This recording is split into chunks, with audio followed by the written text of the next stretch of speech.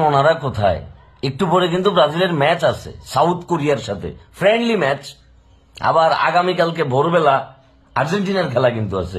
ভাগ্যটা বালা, গতকালকে ব্রাজিলের ম্যাচটা হয় নাই। আমি ভাবছিলাম যে কি ভোর 5টা বাজে, হিয়ালে বলি জাগিয়েছিলাম, পরের মাস চেক করে দেখিছি না, খেলা তো বিকাল 5টায়। গতকালকে মন মেজাজের অবস্থা যে খারাপ ছিল, গতকালকে যদি খেলাটা হইতো এই খেলা আমি দেখতাম না। আমি মানে বহুত কষ্ট করি গতকাল ঘুমানোর চেষ্টা করছি।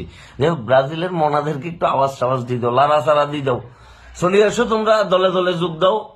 আমরা ব্রাজিলের আরেকটা ম্যাচ দেখতে যাইতেছি, ঠিক আছে? এবং এই ম্যাচটা আজকে তোমরা মনের মতো করে উপভোগ করো।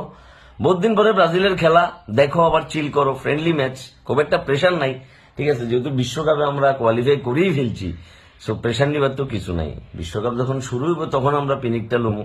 এখন আপাতত জাস্ট ম্যাচটা দেখে একটু মনের শান্তি যে ব্রাজিল নিজেদেরকে ঠিক কতটা ঝালাই নিতেছে। এর পরের ম্যাচটা কিন্তু আবার বড় টিমের সাথে, জাপানের সাথে ব্রাজিলের ম্যাচটা।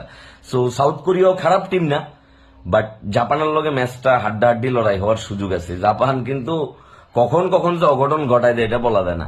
সুতরাং ব্রাজিলের ম্যাচটা এনজয় করতে থাকো, আর আজকের ম্যাচটা নিয়ে তোমার মন্তব্য জানাও। কেমন? আল্লাহ হাফেজ।